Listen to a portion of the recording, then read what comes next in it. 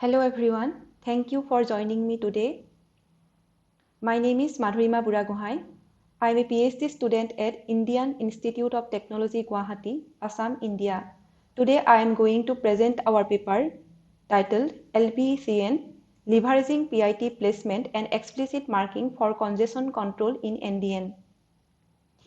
This is the outline of our talk. At first, I will explain the motivation behind our proposed work. Then I will present a brief summary of the contributions. Then I will explain the design rationale of considering PIT per outgoing phase placement. After that, I will discuss proposed work and performance analysis part. And finally, I will conclude my talk with some future directions. Let's start with motivation. In NDN, there is a unique data structure called Pending Interest Table, shortly PIT. This table stores the information of forwarded interest packets so that later the corresponding data packets can be forwarded back to the consumer. This is required as there is no information of source or destination in the NDN packets. The size of this table should be limited. Even if we overallocate memory to PIT, but there is not enough capacity in the outgoing link to handle the traffic, the outgoing queue size will grow. This will impact in the low latency needs of the real-time applications. In our previous work, we have observed the interest satisfaction rate and response time with the increase in interest arrival rate. During this experiment, we have not set any limit in the PIT size. As we can see from the figure, that after a particular frequency, the interest satisfaction rate decreases and response time increases drastically. From this, we can understand the importance of limitation of PIT size. Due to PIT's fixed size, in presence of bursty traffic or any non-responsive consumer, PIT may become full. It may cause throughput degradation for responsive consumers. As we can see in figure 3, there are 4 consumers and 4 producers. C1 is a non-responsive consumer. That means even after getting a congestion signal, it will not reduce its intersending rate. We consider R1 to R2 as a bottleneck link.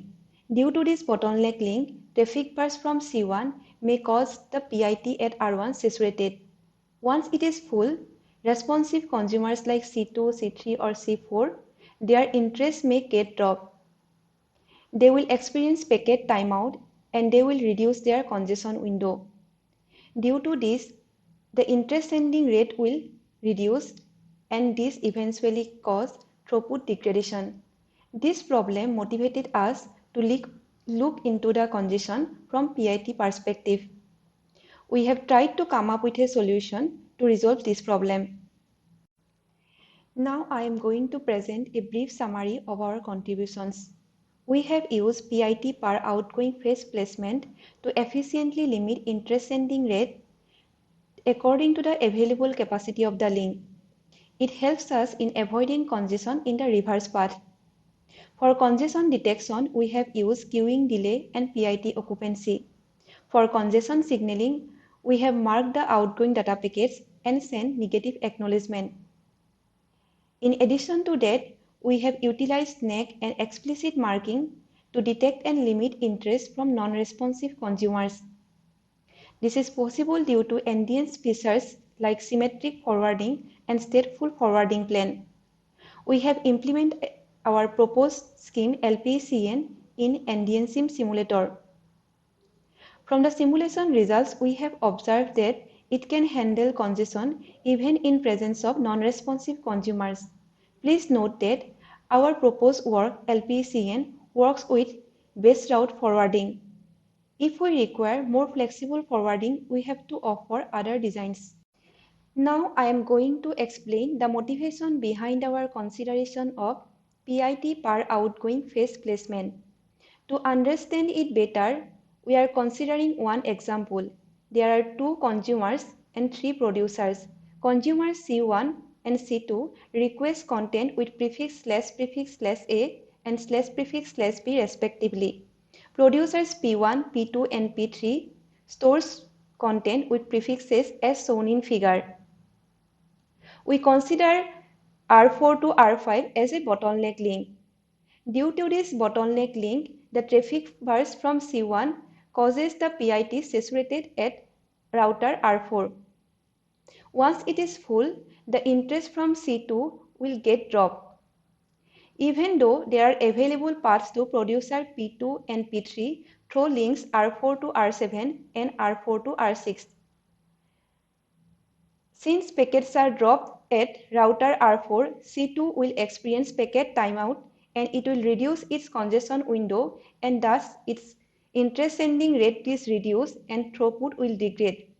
Thus traffic from C1 affects consumer C2.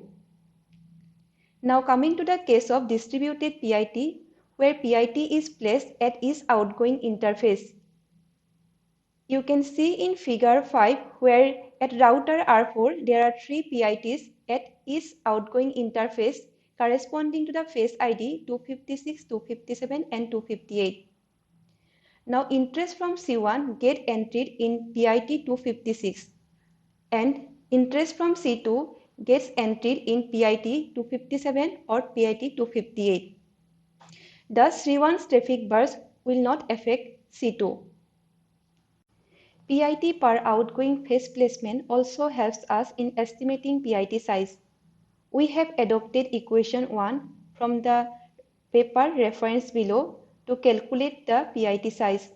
In the equation, PS is the PIT size, BW is the bandwidth of the outgoing link, Li is the average interest packet size, K is the ratio of data and interest packet size, Rho is the ratio of well-behaved traffic, Tau is the PIT entry timeout and delta RTT is average round trip time. Our proposed scheme consists of 3 components: congestion detection and signaling, adaptation of consumer window, and forceful interest rate limitation. Coming to the first component, congestion detection and signaling, we detect congestion by monitoring both PIT size and queuing delay. The idea of queuing delay is adopted from Codel Active Queue Management Scheme. As we can see in figure 6, the router, after receiving an interest packet, it checks in the content store for a satisfying data packet. If it finds, it will return the data packet. Otherwise, it lookups at FIB, that is forwarding information base, for the next stop. If it does not find, it will send a NAK with reason code no route. If there is a missing FIB entry, the router will create a PIT entry at a corresponding interface, as we are using PIT per outgoing phase placement. If the PIT is already full, it will send a NAK with the reason code PIT full. The downstream routers, after receiving this NAK, they will check for alternative paths. If there is already an existing PIT entry, the interest will be aggregated. In NDN, due to in-network caching feature, the estimation of round-trip time is inaccurate. Moreover, today's applications require content with less content retrieval delay. Therefore, we are using Codel Active Queue Management Scheme. In NFT, the net device transport module of the phase, it will monitor the queuing delay.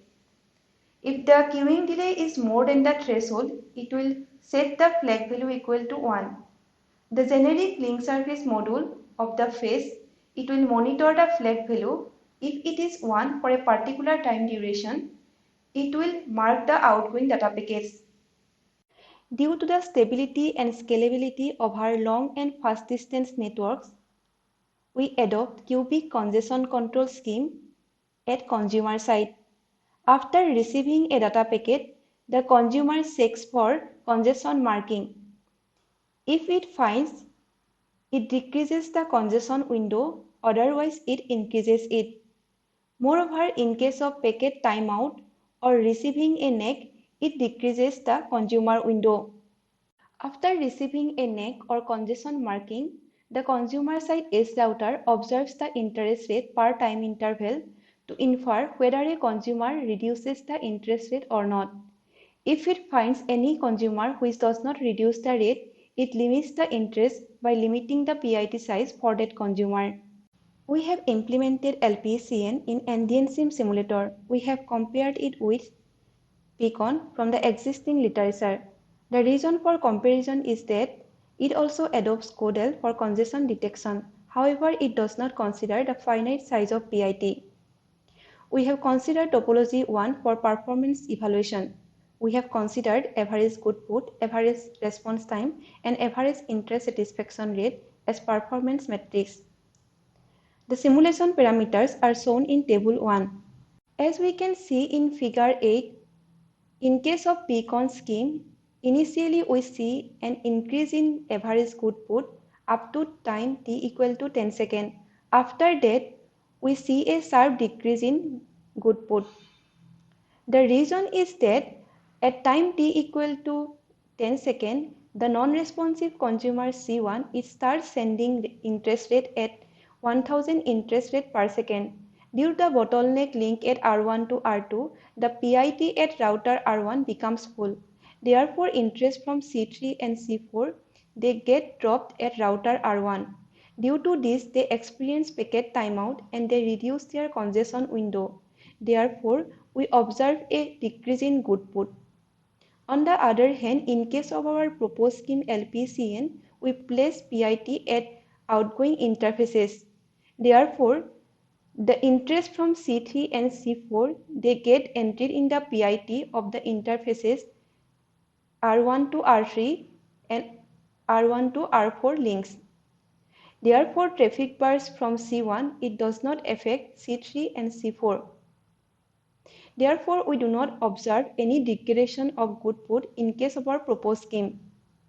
As we can see in figure 9, we do not see any clear difference in case of response time for both consumers C3 and C4 for schemes Peakon and LPCN because both schemes use CODEL active queue management scheme.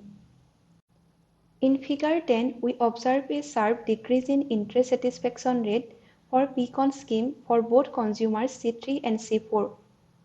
The reason is that due to traffic burst from C1 and due to the presence of bottleneck link at R1 to R2, the PIT at R1 becomes full. Due to this, interest from C3 and C4 they get dropped and hence ISR decreases. On the other hand, in case of our proposed scheme LPCN, we place PIT at each outgoing interfaces. Due to this, traffic burst from C1 does not impact C3 and C4. Therefore, we observe a satisfactory result in terms of interest satisfaction rate. In figure 11, in case of Peakon scheme, as we can observe, the average good put value for consumer C2 decreases. The reason is that due to bursty traffic from C1 and due to presence of bottleneck link R1 to R2, the PIT at router R1 becomes full, due to which interest from C2 gets dropped. Due to this reason, the average good put decreases, and due to the same reason, the average ISR also decreases. On the other hand, in case of our proposed scheme, we detect and limit the non-responsive consumer, due to which it can maintain the average good put and the ISR value. In case of Peakon scheme, R1 experiences congestion and due to which queuing delay increases, and ultimately C2 experiences more average response time. In figure 12, we observe that at consumer C1, Peakon shows better result in terms of average good put and average interest satisfaction rate. The reason is because in our scheme LPCN, we have limited the interest from C1. Here we have shown the aggregated good put for both the schemes, and our scheme LPCN shows better result. Now coming to conclusion, here we have shown the benefit of PIT per outgoing placement from congestion control perspective. We have utilized negative acknowledgement and marking for detection and limitation of non-responsive consumers.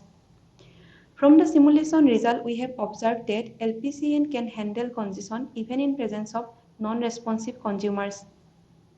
In future, we want to define fairness in NDN and we want to evaluate the fairness of our proposed scheme LPCN. Thank you.